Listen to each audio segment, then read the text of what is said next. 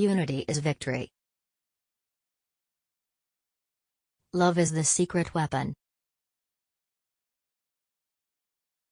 Romans, chapter 8, is a powerful section in the Apostle Paul's letter to the Romans that emphasizes the freedom, assurance, and life believers have through the Holy Spirit.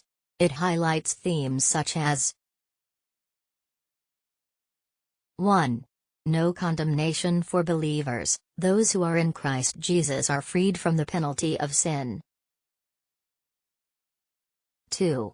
Life through the Spirit. The Spirit enables believers to live righteously and overcome the power of sin and death.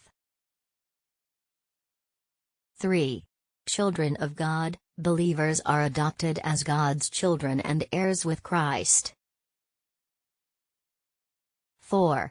Suffering and glory. Present sufferings are insignificant compared to the future glory awaiting believers. 5. The Spirit's help in prayer. 6. The Spirit intercedes for believers in their weaknesses. 7. God's sovereignty and purpose. All things work together for good for those who love God and are called according to His purpose. 8.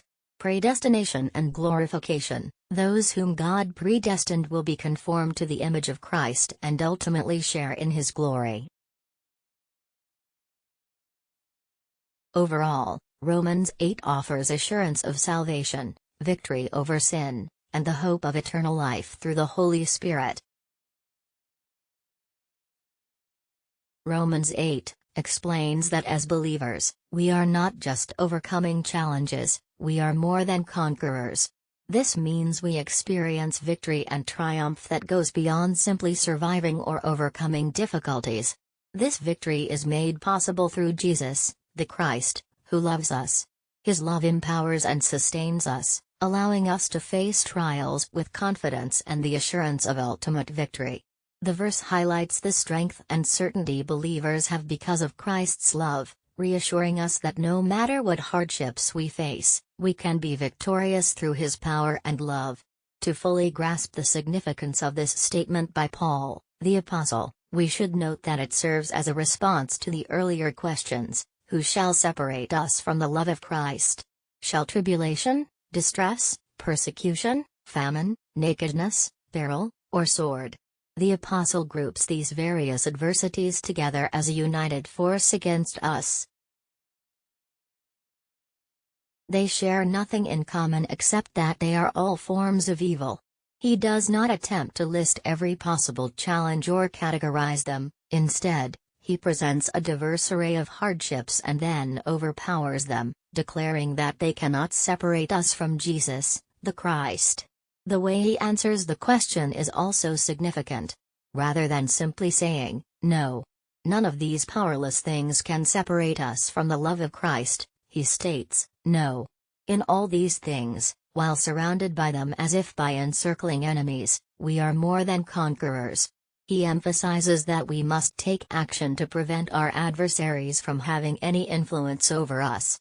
By examining the words of this verse in their context, we can identify three key elements: the powerless enemies of love, the overwhelming triumph of love, we are more than conquerors, and the love that empowers us to achieve victory. Let us now explore these three aspects clearly and purposefully. First and foremost, let's address the powerless enemies of love.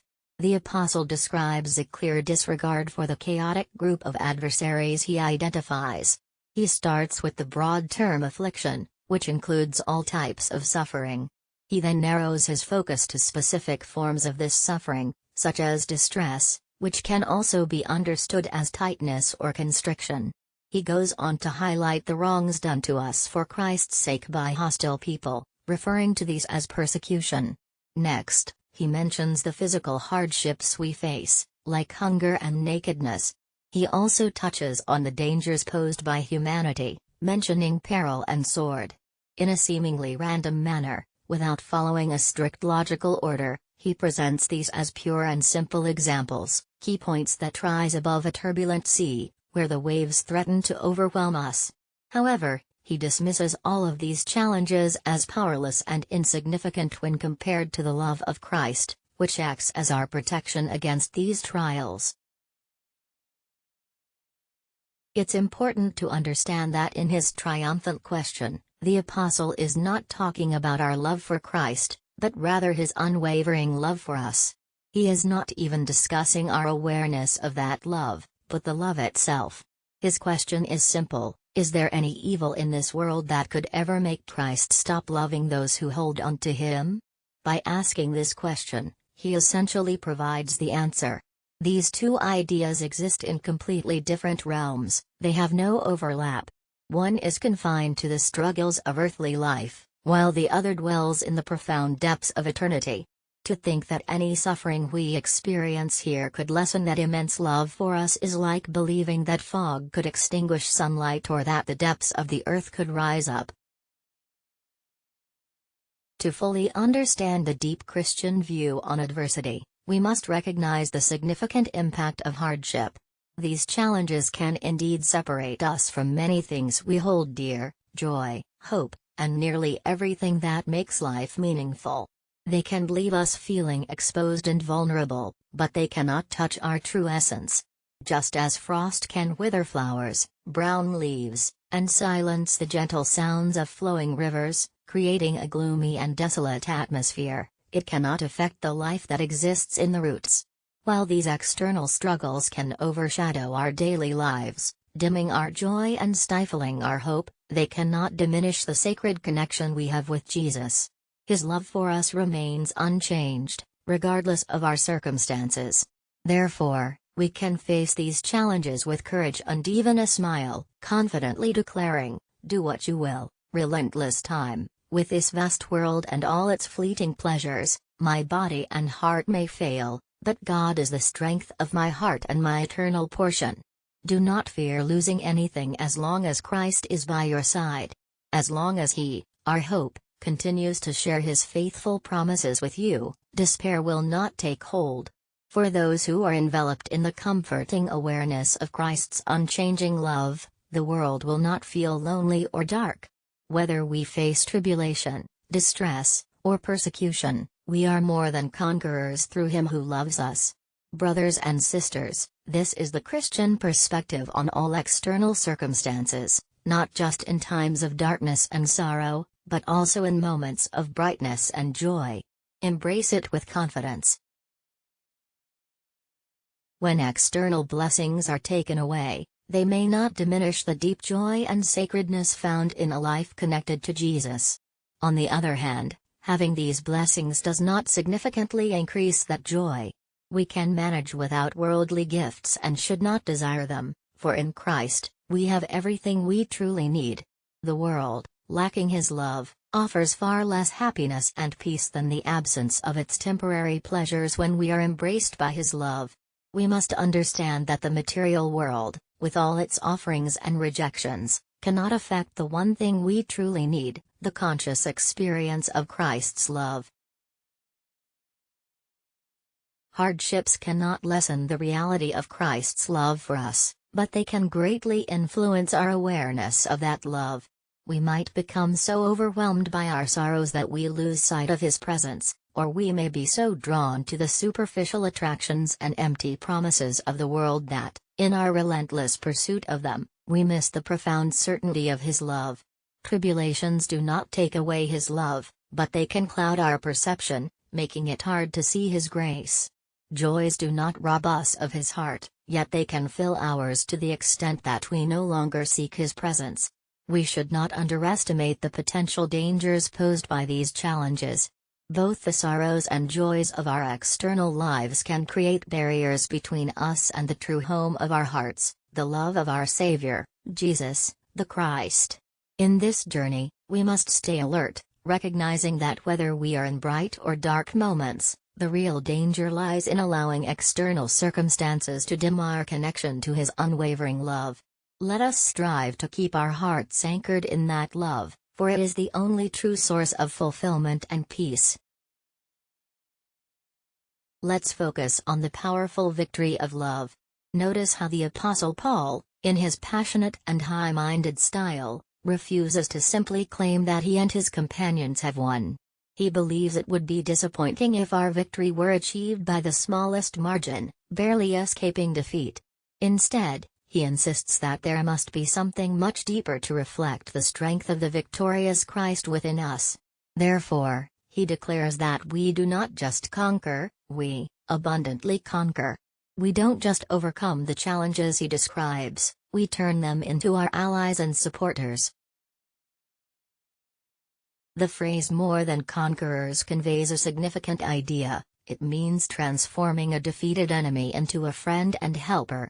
Consider the belief, every enemy defeated only strengthens the warrior. Similarly, every challenge we face, when met with resilience, makes us stronger and brings us closer to Jesus, the Christ. Let's understand that this victory is not just a distant promise of triumph in some far-off paradise after the battles are over. No. Our victory is experienced right here and now, in the middle of the struggles and challenges of life. We are not waiting for a future victory, we are overcoming, in the present moment.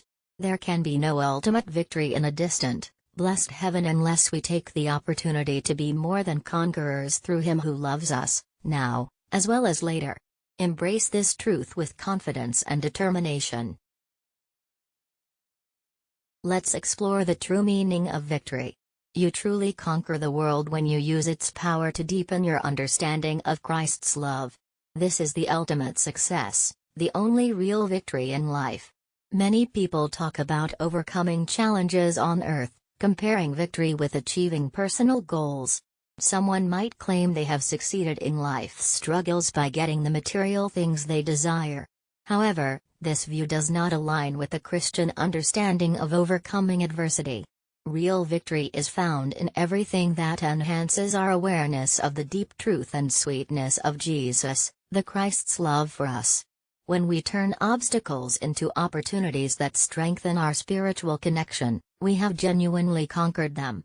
On the other hand, anything that creates a barrier between us and Christ, anything that dims His presence, reduces our desire for Him, or takes away our joy in His love, becomes an enemy that has defeated us.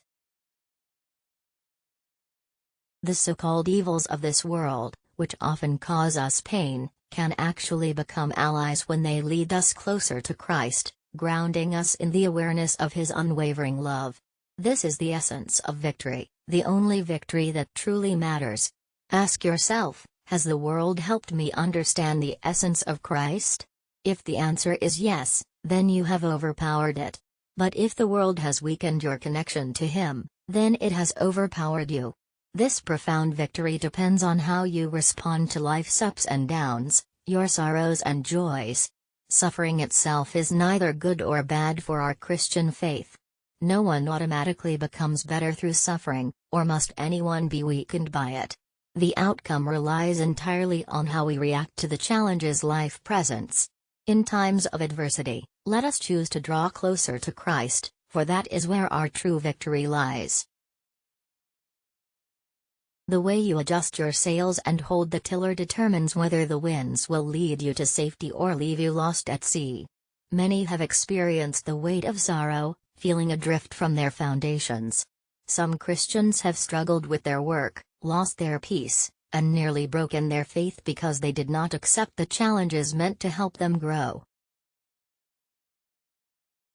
The greatest tragedy of suffering is when it goes unrecognized.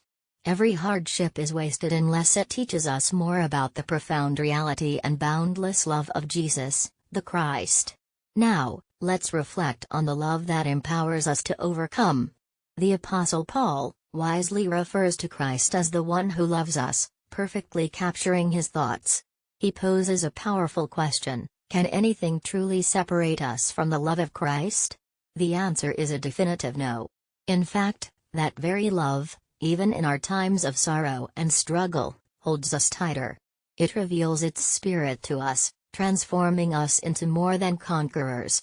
This extraordinary love of Jesus Christ, from which nothing can separate us, uses the challenges that seem to threaten our connection to draw us closer, revealing its depth and value. When the Apostle speaks of Him who loves us, He highlights a singular, monumental act of love, his sacrifice on the cross. Therefore, we can confidently say that Christ's love empowers us to overcome because, through his sacrifice, he gives meaning to all our sorrows. If his love for each of us led him to the cross, then everything we face is a token of that love, a reflection of his care. The cross is the key to understanding all tribulations, turning them into symbols and instruments of unchanging love. Embrace this truth, for it is through love that we find our strength. Peace and love. Now and always. In Jesus' name.